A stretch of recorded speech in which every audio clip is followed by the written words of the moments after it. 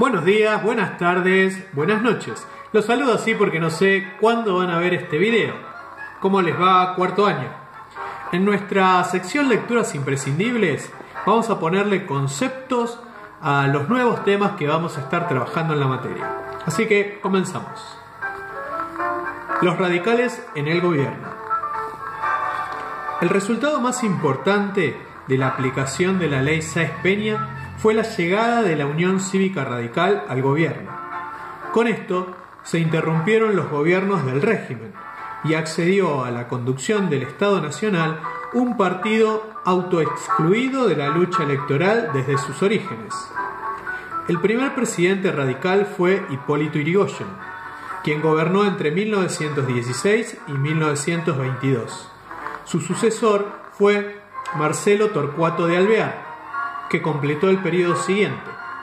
Elegido nuevamente en 1928, Yrigoyen fue derrocado en 1930 por un movimiento sedicioso encabezado por el general José Félix Uriburu. Con esto se inició uno de los aspectos más negativos de la política argentina en este siglo: los golpes de Estado. El primer gobierno de Yrigoyen. Medidas económicas estatizantes. Durante el primer gobierno radical, el Estado tuvo algunas intervenciones en la vida económica, desconocidas hasta ese entonces. Estas medidas de intervencionismo estatal chocaron con fuertes intereses extranjeros y tuvieron la oposición del Congreso de la Nación, que el yrigoyenismo no controlaba. Como resultado, el gobierno solo logró concretar muy parcialmente estos proyectos. Política ferroviaria. Las empresas ferroviarias eran permisionarias del Estado por un tiempo determinado, vencido el cual las líneas correspondientes debían volver al control estatal. El 2 de mayo de 1917, el gobierno radical decretó la caducidad de todas las concesiones ferroviarias con plazos vencidos. En 1919 se tomó otra medida importante. Se redujo la cuenta capital de la mayoría de los ferrocarriles particulares. Al reducir la cuenta capital, el gobierno de Yrigoyen pudo anular varios aumentos de tarifas injustificados. El Poder Ejecutivo Nacional también vetó una ley que disponía la entrega de todas las líneas estatales y la forma de una sociedad mixta por acciones, cuyo control debía quedar en manos de las empresas privadas extranjeras. La intervención estatal en la comercialización de los granos. Como ya hemos visto, junto con las carnes, los cereales constituían los rubros fundamentales de nuestro comercio exterior. La comercialización de los granos la realizaban grandes empresas acopiadoras, que se encargaban de vender la producción a otros países. Bunge y Born, Dreyfus, La Plata Cereales constituían grupos sumamente poderosos que frecuentemente aumentaban sus ganancias con maniobras que perjudicaban a los chacareros. Yrigoyen y el petróleo. En sus mensajes al Congreso Nacional, Yrigoyen subrayó la necesidad de intensificar la explotación fiscal y de nacionalizar los yacimientos de petróleo, incluso aquellos que se encontraran en jurisdicción provincial. Durante su primera presidencia no llegó a poner el monopolio estatal de la producción como haría en la segunda. La segunda presidencia de Yrigoyen, 1928-1930. De nuevo a la Casa Rosada. En las elecciones presidenciales de 1828, la fórmula de la Unión Cívica Radical casi duplicó el número de sufragios obtenidos por los antipersonalistas. En este caso, contaba con una aplastante mayoría de electores, 249 contra 127 de sus adversarios, que consagraron la fórmula Hipólito Yrigoyen y Francisco Beiró. El vicepresidente falleció poco después, siendo reemplazado por Enrique Martínez.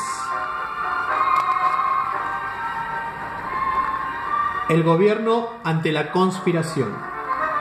La conspiración era un secreto a voces. El único que parecía ignorarla era el presidente Irigoyen, que no hizo nada para detener el curso de los acontecimientos. Irigoyen delegó el mando el 5 de septiembre de 1930. Al día siguiente se produjo el levantamiento, que fue poco más que un paseo militar. Después de 68 años de normalidad constitucional, con todas las limitaciones que hemos mencionado varias veces, un gobierno elegido por el pueblo era desalojado por la fuerza. Nadie podía prever que iniciábamos un ciclo de más de 50 años en el cual esto se volvería casi normal.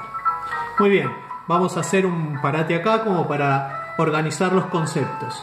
Entonces, la Unión Cívica Radical, que surge como un partido contrario a las ideas de la oligarquía, logra llegar al poder gracias a la ley Sáenz Peña. Durante sus gobiernos intenta realizar y tomar medidas que favorezcan a esas clases postergadas. El poder que todavía tenía esa oligarquía en nuestro país hizo de esto un trámite sumamente complicado. Ahora vamos a ver si podemos entender qué es lo que pasaba en el mundo. Hasta acá estuvimos viendo y analizando lo que ocurría en nuestro país. La Primera Guerra Mundial. Comienza el drama. El 28 de junio de 1914, un estudiante bosnio asesinaba en Sarajevo al archiduque Francisco Fernando, heredero al trono de Austria-Hungría, y a su esposa. Austria responsabilizó del episodio a Serbia y le envió un ultimátum pidiéndole reparaciones. Insatisfecho por la respuesta del imperio austrohúngaro, declaró la guerra a Serbia el 28 de julio y al día siguiente bombardeó su capital, Belgrado. Rusia apoyó a Serbia, por lo que Alemania le declaró la guerra. En los días sucesivos, siguiendo el juego de los tratados que habían celebrado anteriormente, distintos países se fueron declarando la guerra, que de esa manera se generalizó. Se iniciaba así una de las luchas más crueles sufridas por la humanidad, la que habría de extenderse más de 4 años. Japón también declaró la guerra a Alemania y Austria, con el solo propósito de apoderarse de algunas posiciones alemanas en Asia. Italia, a pesar de sus compromisos con Austria-Hungría y Alemania, al principio permaneció neutral, incorporándose al conflicto del lado opuesto en 1915. De esta manera quedaron conformados los dos bandos en lucha: Alemania y Austria, a las que más tarde se sumó Turquía, Francia, Gran Bretaña, Rusia, Bélgica, Japón, Montenegro y Serbia, a los que luego adhirió Italia.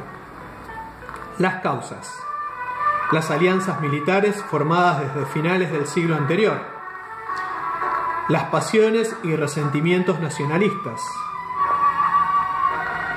la expansión colonial. ¿Qué queremos decir con esto? Que la Primera Guerra Mundial fue una consecuencia de lo que nosotros denominamos el neocolonialismo, esa necesidad de expandirse de los estados centrales de Europa terminó chocando en este conflicto.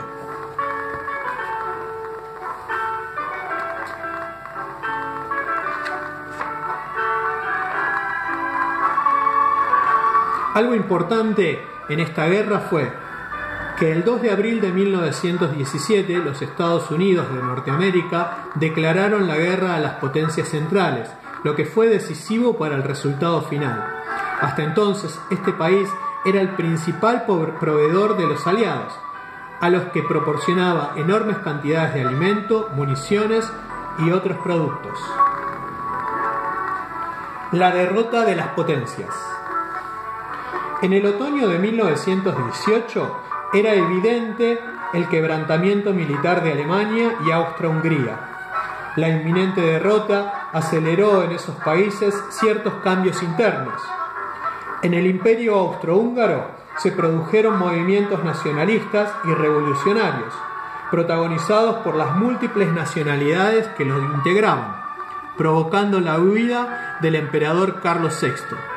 También hubo intentos revolucionarios en Alemania, que originaron la salida de Guillermo II y la formación de un nuevo gobierno. El 8 de noviembre, Alemania solicitó un armisticio. En enero de 1919, los cuatro grandes se reunían en París para establecer las condiciones del Tratado de Paz. Se trataba de los representantes de las potencias victoriosas. Las consecuencias de esta guerra. El Tratado de Versalles, impuesto por los vencedores a las potencias centrales, tuvo múltiples consecuencias. Modificó el mapa político de Europa a expensas de los vencidos, Alemania, Austria-Hungría y el Imperio Otomano. Convirtió a Gran Bretaña, Francia e Italia en las potencias rectoras de Europa. Las estipulaciones impuestas a los vencidos fueron un semillero de disgustos y futuros conflictos que desembocaron en la Segunda Guerra Mundial 1939-1945. Alemania devolvió a Francia los territorios de Alsacia y Lorena. También perdió la cuenca carbonífera del Sarre, que pasó a ser administrada por los franceses.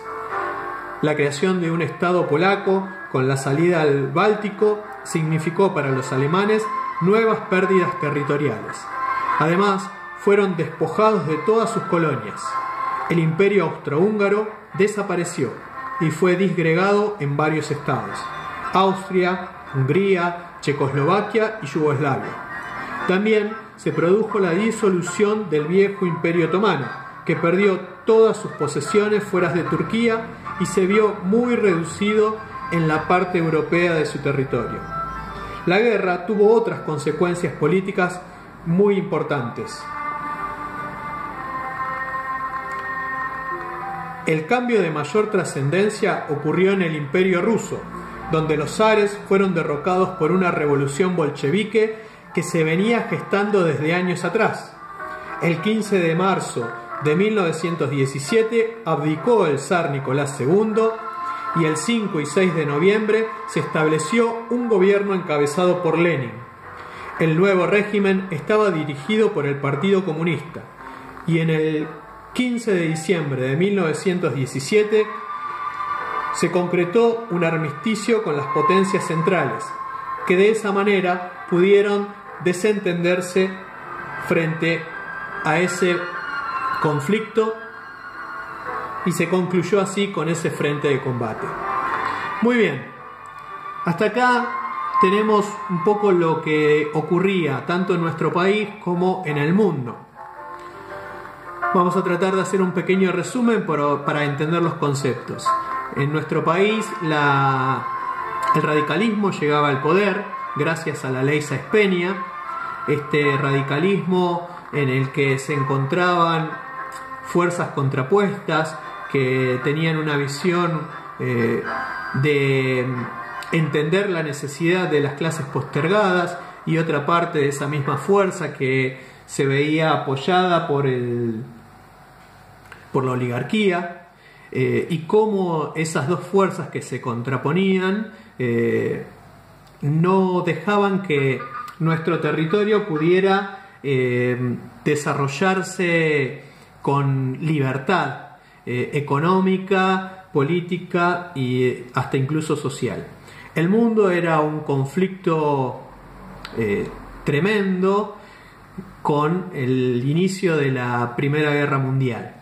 Y también se va a producir en esa misma etapa la Revolución Rusa, que es un momento importante de la historia porque va a dar comienzo a un proceso que nosotros después de la Segunda Guerra Mundial siempre tratamos de entender y analizar, que es el conflicto entre el capitalismo y el comunismo, marxismo, en ese enfrentamiento que se produce entre Estados Unidos y Rusia.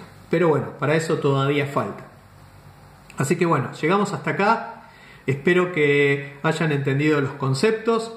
Siempre les digo que cualquier comentario que tengan o alguna duda me lo pueden dejar en la sección de comentarios o a través del Classroom, el mail o WhatsApp, como para poder ir evacuando esas dudas.